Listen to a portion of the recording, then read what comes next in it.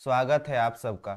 अभी मैं बताने वाला हूं मुख्यमंत्री मेघा छात्रवृत्ति योजना के बारे में। इस परीक्षा की तैयारी करने से पहले CMMS क्या है इसके बारे में हम जानेंगे।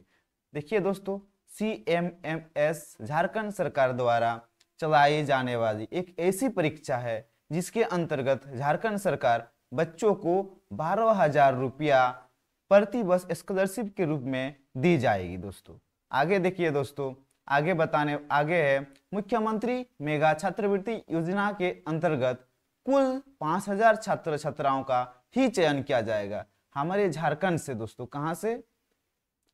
झारखंड से सिर्फ कुल 5,000 ही, कितना? 5,000 ही छात्र छात्राओं का चयन किया जाएगा। छात्रवृत्ति हेतु छात्र छात्राओं का चयन प्रतियोगिता परीक्षा के आधार पर किया जाएगा। प्रतियोगिता मतलब समझते होंगे कि सरकार द्वारा एक परीक्षा ली जाएगी जिसमें जो चयन होगा उसी को स्कॉलरशिप का भागीदार बनेंगे। परीक्षा के आधार पर किया जाएगा। दोस्तों प्रत्येक जिलों से अधिकतम 400 छात्र छात्राओं का ही चयन किया जाएगा। ठीक है, समझ गए होंगे। चयनित सभी छात्रों को 9 से 12 तक 12,000 रुपये वार्षिक छात्रवृत्ति प्रदान की जाएगी। 9 से 12 तक यानी कि आपको कितने साल मिलेंगे? 9, 10, 11, 12 यानी कि 4 साल आपको स्कॉलरशिप मिलने वाले हैं। कितना करके? 12,000 करके। दोस्तों यानी कि 4 साल में आपको टोटल कुल पैसा कितना मिलेगा? 48,000 रुपया। कोई दिक्कत नहीं। यानी कि 9 से लेकर, कितना से लेकर? 9 से लेकर 12 तक प्रत्येक वर्ष 12,000 रुपया दी जाएगी सरकार द्वारा आपको। चयनित छात्र छात्रा CBSE ICSE नाम लिखवा सकते हैं। यानी इसका मतलब कह रहा है कि आप जेक बोर्ड पे पढ़ाई कर रहे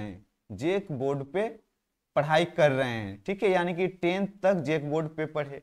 उसके बाद आप अगर CBSE या ICSE में नाम दर्ज करना चाहते हैं तो कर सकते हैं दोस्तों। ठीक है, आगे देखिए।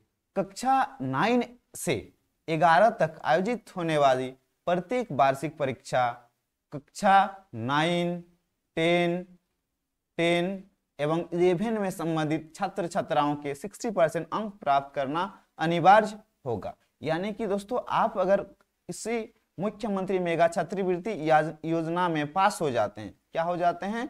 पास हो जाते हैं तो दोस्तों यानी कि पास होने से भी आपको नहीं मिलेंगे। उसके लिए आपका 9 का जो बोर्ड एग्जाम होगा उसमें भी आपको 60% अंक लाना होगा, तब आप उस 12,000 के हकदार बनेंगे। हाँ, अगली बार 9 में जब अब 10 में पाने के लिए भी आपको 60% लाना होगा। यानी कि यहाँ पे कह रहा है कि 9, 10 एवं 11 में यदि संबंधित छात्र छात्रा 60% अंक लाने में असफल होते हैं तो उन्हें आगामी वर्ष से इस योजना का लाभ नहीं मिलेगा। यानी कह रहा है कि आप अगर 60% अंक नहीं ला पाते हो तो आप आने वाले वर्ष में इस योजना का लाभ नहीं मिलेगा, सरकार आपको पैसा नहीं देंगे। दोस्तों छात्रवृत्ति प्राप्त करने वाले कोई भी विद्यार्थी आवासीय विद्यालय में पढ़ता है तो उसे 50% ही देय होगी। यानी कि कहने का मतलब है दोस्तों, आप अगर आकांक्षा, जिसे यहाँ पे लिख भी दिया गया है,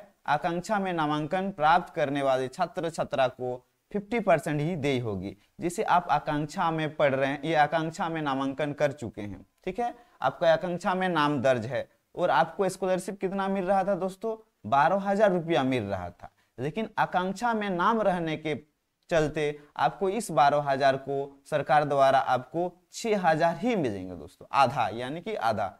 ठीक है, आगे देखिए दोस्तों। ठीक है, इस परीक्षा का स्वरूप यानी कि सिलेबस क्या है दोस्तों? एकदम आसान सी है। इस परीक्षा को 2 खंडों में आयोजित किया गया है जिसमें कुल 180 प्रश्न होंगे। 180 प्रश्नों में यानी कि 180 प्रश्नों है तो आपको 180 प्रश्नों है मतलब 180 नंबर भी होगा, 180 नंबर भी होगा। यानी कि प्रत्येक प्रश्नों में प्रत्येक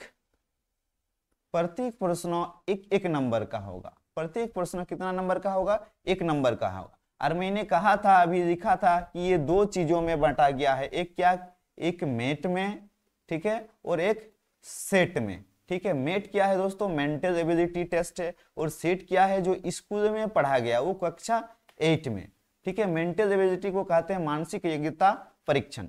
मानसिक अज्ञता परीक्षण में क्या क्या है, क्या पढ़ना है आपको दोस्तों?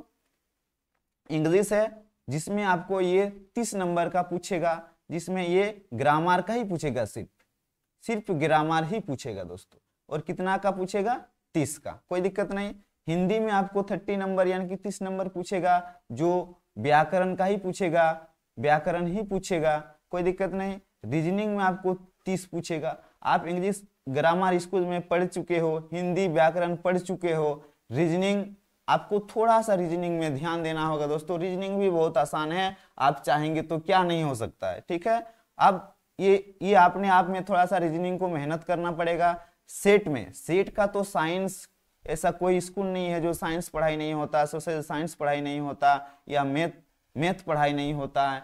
ये कक्षा सिर्फ कक्षा 8 में ही पढ़ाया जाएगा, कक्षा 8 से ही प्रश्न पत्र आएंगे, ठीक है दोस्तों, कोई दिक्कत नहीं। आगे देखिए, इसका और एक ये है आरक्षित सीट, यानी कि आरक्षित मतलब होता है कि कुछ चीजों को छूट दिया जाता है। एससी और एसटी के लिए ये नियम सिर्फ लागू है, ठीक है। 30% सीट सिर्फ महिलाओं के लिए यानी कि बालिकाओं के लिए आरक्षित होगी, यानी कि 30% छूट दी जाएगी। यानी कि हमने कहा था कि झारखंड में कितनी स्टूडेंट को, कितनी विद्यार्थी को सिलेक्ट करेंगे, कितनी स्टूडेंट को स्कॉलरशिप मिलेंगे, 5000 यानी कि 5000 को। इसमें से 30% सिर्फ लड़कियों के लिए आरक्षित की गई है, यानी कि 30% यानी कि 30/100।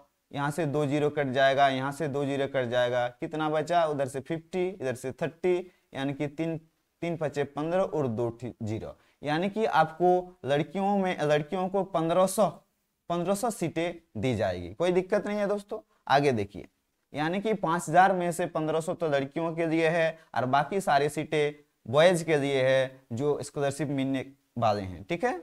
अभिभावक की वार्षिक आय बाध्य नहीं होगी। आपके अभिभावक कितना कमाता है इससे कोई मतलब नहीं है, आपकी नॉलेज कितनी है, आप इस एग्जाम को पास कर पाएंगे कि नहीं अच्छे नंबरों से, ये देखता है सरकार। अभिभावक की वार्षिक आय पे कोई नियम नहीं है, ठीक है।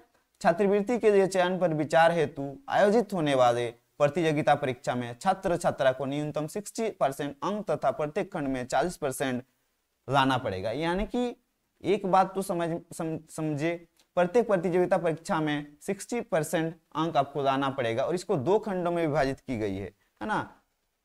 40% लाना पड़ेगा और SC ST को 35% लाना पड़ेगा, अंक प्राप्त करना अनिवार्य होगा। अगर वो 30% और 35% और 40% नहीं ला पाते हैं तो इस कम अंक प्राप्त करने वाले को चयन पर विचार नहीं किया जाएगा। यानी कि एक बात तो समझिए दोस्तों, जो OBC या जनरल है उसको 40% से ज्यादा या 40% ही लाना पड़ेगा, लेकिन SC ST के लिए 35% या उससे ज्यादा लाना पड़ेगा, तब आप इस पे सेलेक्ट हो पाएंगे या आप मेघा छात्रवृत्ति का हकदार हो पाएंगे। हाँ दोस्तों, अब देखिए, अब हम लोग पढ़ाने वाले हैं, इसके बाद आपको इस परीक्षा को पास करने के लिए मेट और सेट की तैयारी, कुल परीक्षा की तैयारी इस चैनल में ही होगा दोस्तों।